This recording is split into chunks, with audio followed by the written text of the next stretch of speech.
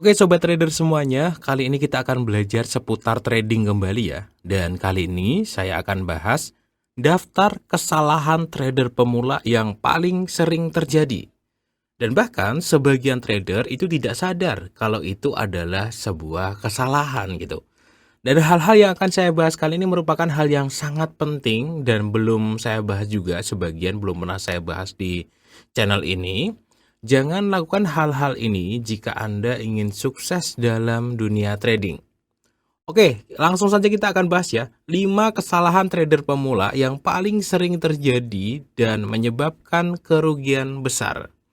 Tapi sebelum itu kita simak dulu promo yang satu ini ya teman-teman.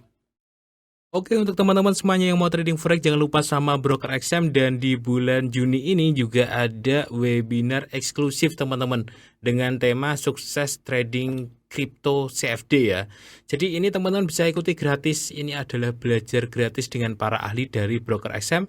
Nanti tanggal 19 Juni teman-teman, caranya gimana? Gampang banget, tinggal klik aja link yang ada di deskripsi. Nanti tinggal daftarin akun trading XM dan email teman-teman. Nanti cek aja linknya di deskripsi video seperti itu ya. Oke teman-teman semuanya, untuk metode pembahasannya kita bikin yang sederhana seperti ini saja ya. Karena saya nggak bisa editing teman-teman, tapi mudah-mudahan hal yang saya sampaikan ini tetap tersampaikan dengan baik, mudah-mudahan. Kesalahan trader pemula ini juga bisa dilakukan bukan cuma pemula, tapi trader yang sudah lama tapi masih gagal. Biasanya juga masih melakukan kesalahan-kesalahan ini. Yang pertama ya, lupa akan potensi kerugian. Lupa potensi rugi. Nah, ini merupakan sebuah kesalahan ketika seorang trader dia lupa kalau dalam analisanya itu selalu ada potensi untuk rugi. Jadi teman-teman, misalkan kalian melakukan analisa, oh ya pagi ini misalkan kalian udah analisa bla bla bla, katakanlah udah ditarik-tarik garisnya dan kalian menyimpulkan, wah ini pasti buy nih, mantep nih misalkan, wah ini udah pasti naik nih. Nah yang salah adalah seperti itu teman-teman, ini udah pasti naik nih gitu. Padahal dalam dunia trading itu nggak ada yang pasti gitu. Jadi lupa akan potensi kerugian itu merupakan salah satu sebuah kesalahan. Contoh ya seperti ini. Oh ya ini udah apa namanya? Ini udah di atas resisten yang sebelumnya ya. Dia break ke atas, ke bawah lagi, nongol di atasnya lagi. Ini signal buy nih. Candlesticknya sudah oke nih. Oh ya, buy full lot. Signalnya buy. Lupa akan potensi kerugian itu adalah kesalahan besar. Kalau saya dalam trading, dalam praktek trading saya selalu pakai stop loss. Alhamdulillah. Sekarang itu nggak pernah lupa. Kalau dulu masih kadang-kadang hilaf, nggak pakai kayak gitu, akhirnya cut loss gede-gedean. Sekarang alhamdulillah, karena memang udah kebiasaan gitu.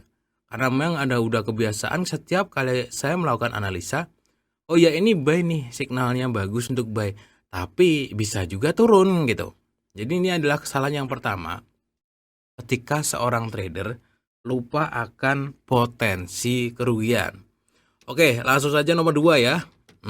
Asal gini, kesalahan yang kedua ini, buy dulu aja, sell dulu aja.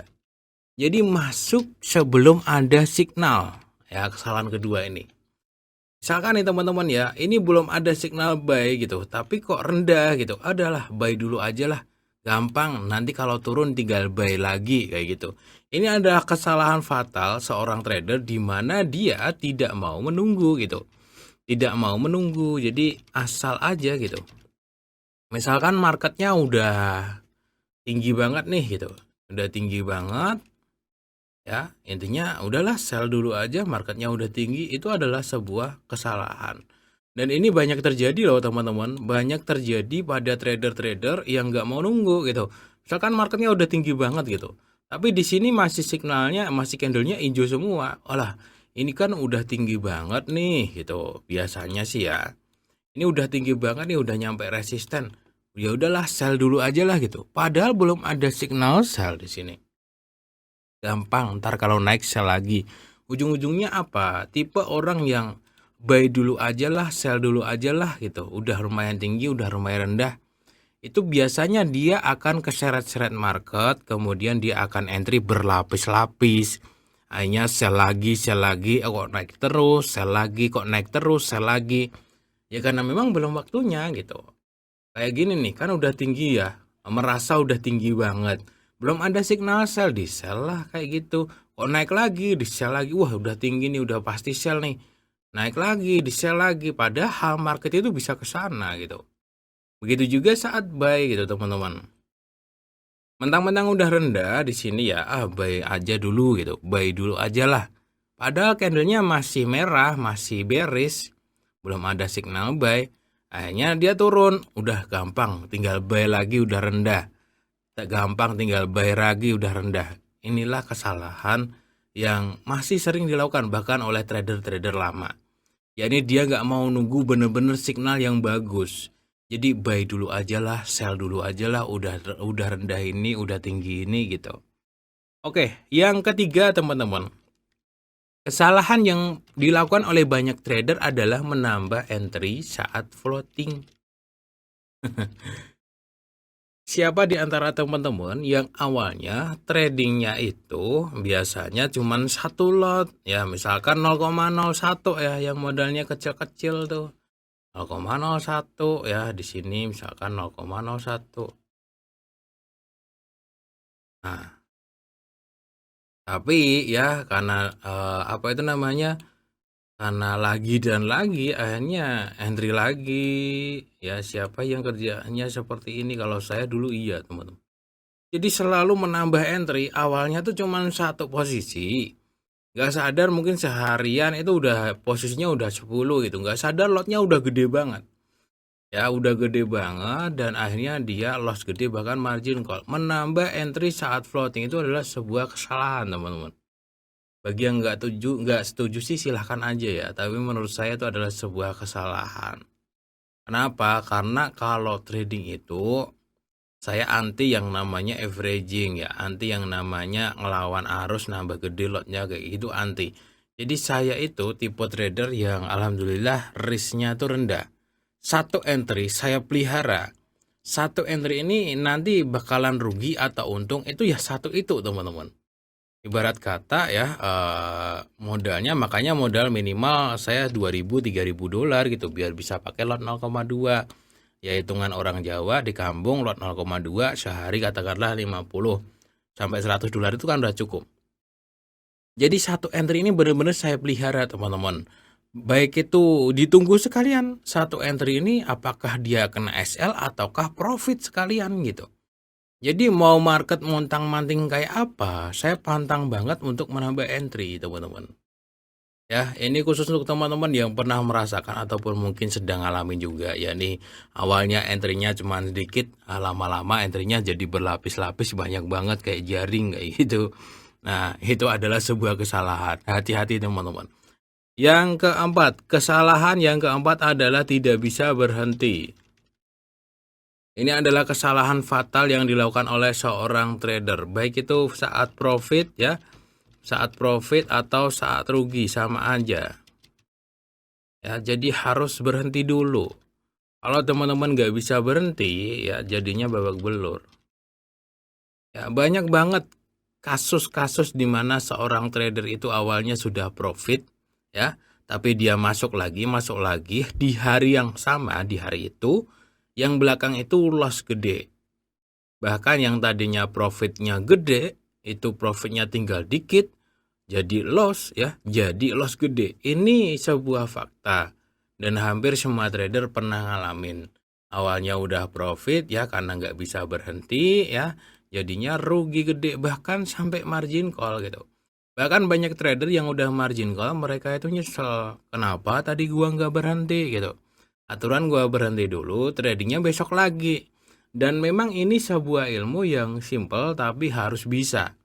Ya ini harus bisa berhenti. Dan saya bisa berubah dari tukang margin call ke yang profitable karena bisa berhenti teman-teman.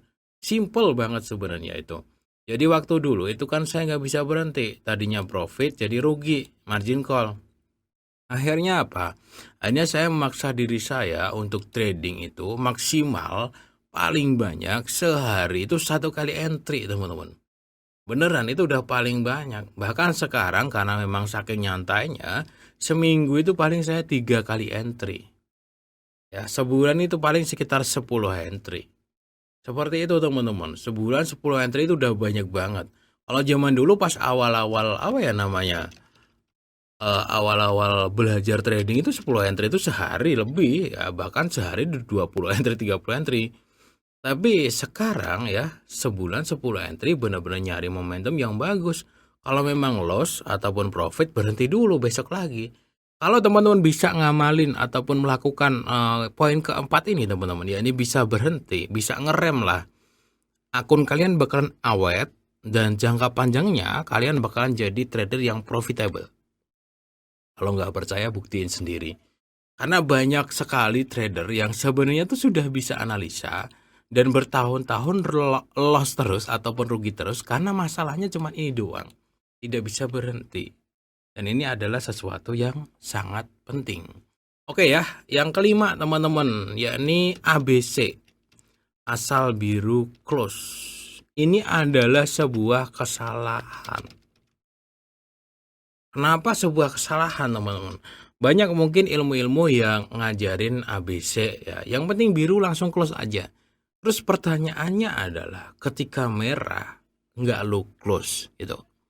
Jadi asal biru close itu adalah sebuah ilmu yang menurut saya seperti menjerumuskan teman-teman. Justru ya saat biru ya itu hold maksimal, tahan maksimal. Saat merah atau saat loss itu close saat sampai batas. Jadi nggak ada asal biru close. Baru biru langsung di close. Yang penting udah dapet lah langsung close aja. Terus pertanyaannya orang-orang yang pakai ilmu asal biru close. Kalau merah mereka ngapain? Ditahan. Kan ini adalah sebuah hal yang kebalik. Ya kebalik banget kalau menurut saya. Jadi ya begini nih teman-teman. Ketika kalian analisa ya. Sekarang nih analisa. Dan kalian ambil posisi buy ya sekarang. Ternyata kok naik. Wah naik udah biru langsung close. Salah bro. Ketika kalian analisa buy dan ternyata naik marketnya. Itu adalah waktunya kalian nahan sampai profitnya maksimal banyak. Gitu. Nah ketika kalian buy ternyata dia turun ke sini. Ya udah langsung aja close. Trading besok lagi. Kalau sudah sampai batas kerugian ya misalkan. Oh ya sekali trading saya siap rugi sekian kayak gitu. Udah sampai tuh batas kerugiannya. Udah close aja. Besok trading lagi. Nah, kalau pas pada saat profit, itu hold. Makanya dalam praktek trading saya itu kadang bisa sampai nahan seminggu, ya kan. Kadang bisa sampai ya paling cepat tuh 2 hari. Karena memang konsep saya bukan asal biru close. Ya, tapi asal biru hold maksimal. Kalau merah, kalau memang kena jatahnya rugi, ya sampai kena SL close gitu. Dan ini banyak trader pemula yang praktek asal biru close ini, dia berantakan tradingnya. Jadi pada saat analisanya benar, dia biru langsung di close, tapi pada saat merah, dia hold. Jadi nahan minus itu betah banget. Buat apaan nahan minus? Jadi nahan minus itu betah banget, bisa berhari-hari. Buat apaan pertanyaan saya? Minus itu ditahan buat apaan gitu. Nggak ada gunanya sama sekali nahan minus. Nggak pakai SL apalagi ya. Nahan minus betah banget berhari-hari ya. Giliran biru dikit langsung di close. Kan ini sesuatu teori yang kebalik. Asal biru close itu menurut saya teori yang benar-benar salah. Nahan minus betah tapi giliran biru langsung di close. Ya misalkan nih hari ini apa itu namanya trading ambil buy. Ternyata ambil buy di sini ya. Ternyata dia turun tuh. Tahanlah dia. 2 hari turun lagi, tahan lagi. 3 hari turun lagi, tahan lagi. 4 hari turun lagi, tahan lagi ya. Nah, sebaliknya teman-teman, pada saat dia naik, mulai naik tuh. Naik dikit dari entry-nya yang sini. Langsung close. Ya rugi besar gitu. Lunahan merah lama-lamaan, giliran hijau dikit baru di close gitu. Kebalik justrunya ya, kalau merah ya, kalau rugi ya segera di close. Kalau bener itu segera dimaksimalin. Kalau saya itu ada sebuah rumus ya, jika memang analisa saya benar, itu jatah saya teman-teman. Harus saya ambil secara maksimal. Kalau benar, kalau salah itu bukan jatah saya harus segera berhenti trading. Itu seperti apa ya namanya? Ya namanya rezeki kayak gitu sih menurut saya. Oke teman-teman, ini adalah 5 kesalahan trader pemula dan bahkan trader lama yang masih gagal yang saya bahas kali ini. Kalau teman-teman bisa menghindari kelima hal ini, saya yakin teman-teman tradingnya akan jauh lebih bagus lagi. Oke, salam sukses untuk sobat trader semuanya.